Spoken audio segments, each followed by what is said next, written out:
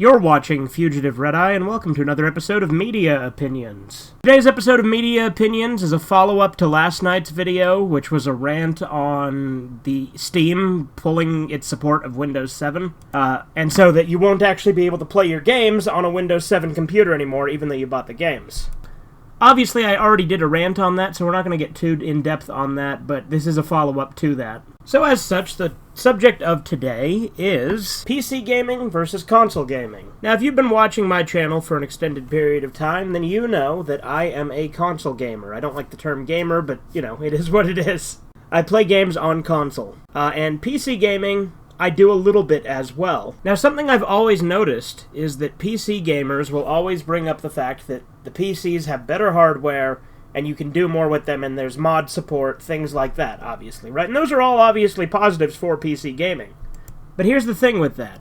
That's only one aspect. You're talking completely technical on that point. There are lots of other aspects that go into PC versus console gaming. And while I've grown to like PC gaming a lot more, I've been a little soured since the other day, obviously, because, you know, Steam not being able to work on Windows 7 anymore. Granted, we have until the beginning of next year, and I can theoretically get Windows 10 on this computer, but I don't want to lose anything. And I don't like Windows 10. Like I said, Windows 10 basically feels like malware with how intrusive it is, and it doesn't let you do as much with it. But that's a whole other argument, but it does go into one of my points.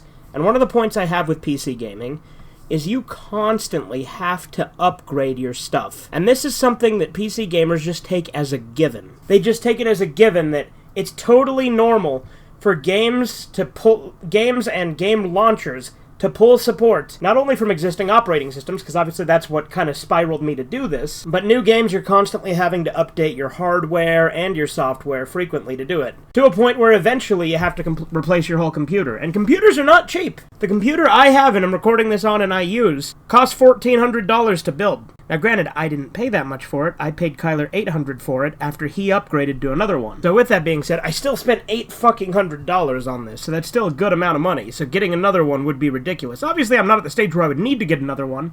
In theory, I would just have to upgrade to Windows 10, which would mean I'd have to buy a whole new operating system and install it, and then hopefully not lose any of the apps and shit I have on here, because a lot of them aren't on Windows 10. You can't get Movie Maker anymore. I mean, I've used Movie Maker on Windows 10, because I actually do have a laptop that has Windows 10. It's a piece of shit laptop, by the way, which is ironic. So, you know, Steam isn't going to work on this computer that's fast and runs really well just because it has Windows 7. But my old shitty piece of shit laptop that you have to wait like 5 minutes to load anything anymore, that'll still work with it because it has Windows 10. That's somehow more suited, even though it's a total piece of shit. Again, I know I keep harping on this point, and I'm not going to dwell on it too much longer because, like I said, it's only one thing, but it is what spiraled me to do this video in the first place. But in addition to constantly having to update that sort of stuff, you do have to update your PC hardware on a regular basis.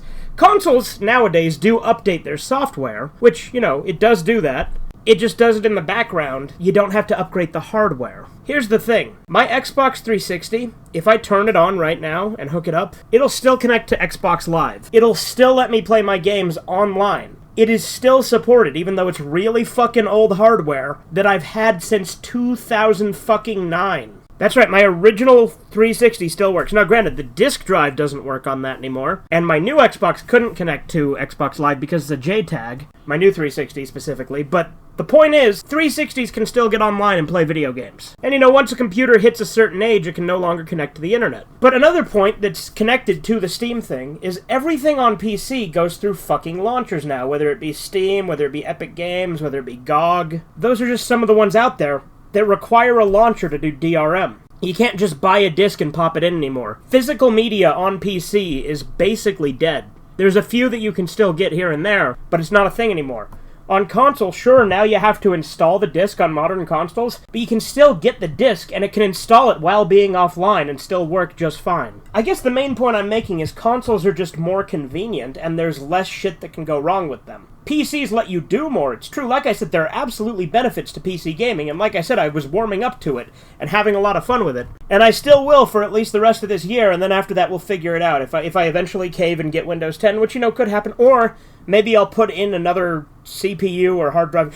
I don't know, I'm gonna have Kyler help me with it, because I'm not too bright with computers, to be perfectly honest. I'll have him help me with it, maybe, and maybe I can run parallel, so I have Windows 10 and Windows 7 on here, so I can edit with 7, but still, like, do my games on 10. That's always a possibility, and that wouldn't be the end of the world. It's still fucking frustrating that I would have to even consider doing something like that, because Windows 7, I like. It's slick and it works well.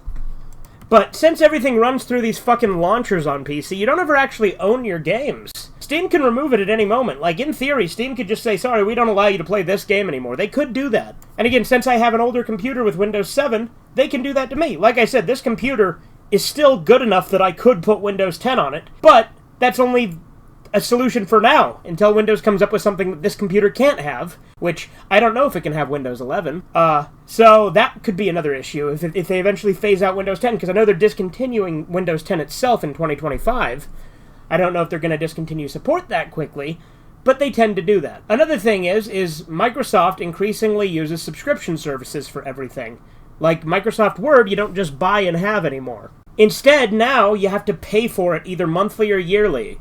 Now, granted, I have Microsoft Word on my laptop that I don't have to pay for because it's Microsoft Word 2013 that you just bought and have. But on this computer, I do still have, Office software. I just use OpenOffice because it's fucking free. Most of the shit I use is free. I like free shit. I'm a cheapskate.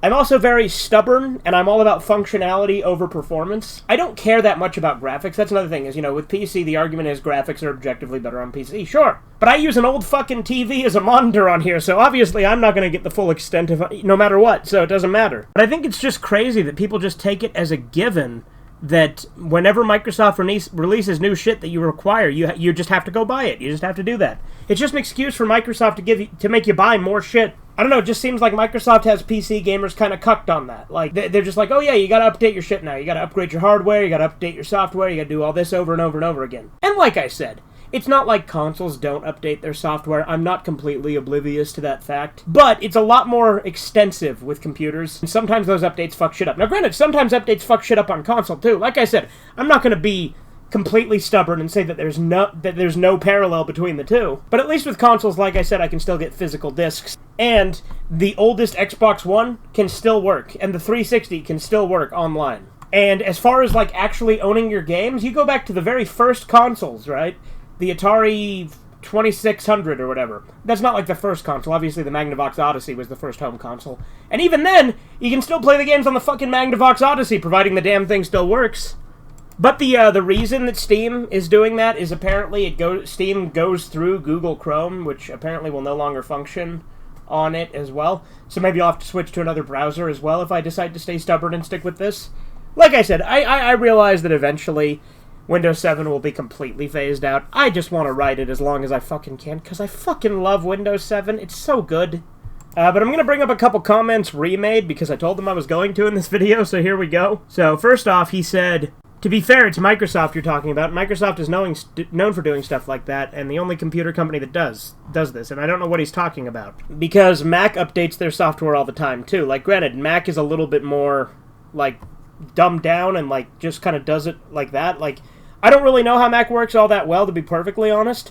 But, like, what's he comparing it to? There's Mac and there's Linux. And Linux is all, like, custom shit that people do when they're programmers. So, I mean, granted, there's also, like, prepackaged Linux you can get. I don't have Linux. I'm not too familiar with it. Like I said, I'm not a big computer guy. But then I brought up the fact that it was Steam doing it, not Windows. And then, of course, he brought up, well, but it's a Windows computer. Which, that's true, but that's...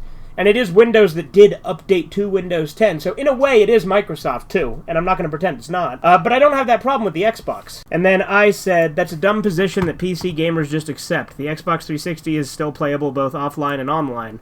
My computer is fast and works really well. It's just a bad excuse for Microsoft to force people to buy more stuff. Because that's what he was saying, about it being an older computer, and it's not surprising that it's not going to work.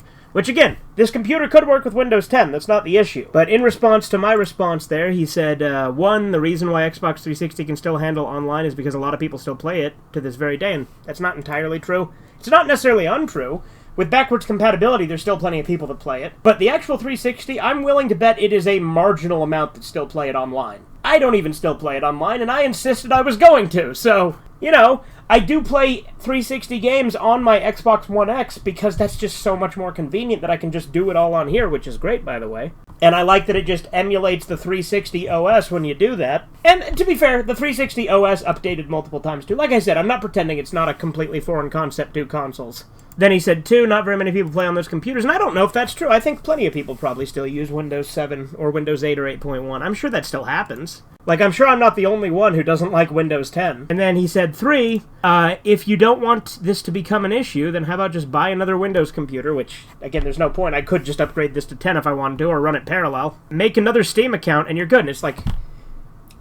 maybe Ree just doesn't understand how Steam works. And I'm not trying to pick on Ree here, I just told him I was going to mention these comments, so I am. But, wouldn't need another Steam account. I can literally sign in on another computer. What are you talking about? So then I told him, oh, that's a dumb argument, I'm going to put it in my video. So there you go, Ree. Now it's in the video. I'm sure you were just trying to be helpful or trying to explain things to the best of your ability, but I told you I was going to put it in here and kind of make fun of it a little bit, so I did. But overall, like I said, consoles I think are more convenient. PCs definitely are better for performance and things like that, and I do like PC gaming, and mouse and keyboard has absolutely grown on me. I love playing Fallout 3 with mouse and keyboard, but I just kind of wanted to follow up on the rant and kind of talk about PC versus console. Like I said, I tend to side on console. In fact, it's kind of funny, because I'm so ass backwards with it. My emulators are all on a modded original Xbox. And when I play ROM hacks, I typically buy a physical cartridge of the fucking ROM hack and then play it on my Retron. I do things so weird compared to most people. I'm a very stubborn and odd person when it comes to technology, and I fully acknowledge that. I'm going to do very minimal editing on this, so I hope you guys are fine with that. This has been Fugitive Red Eye. Have a good one. Toodles!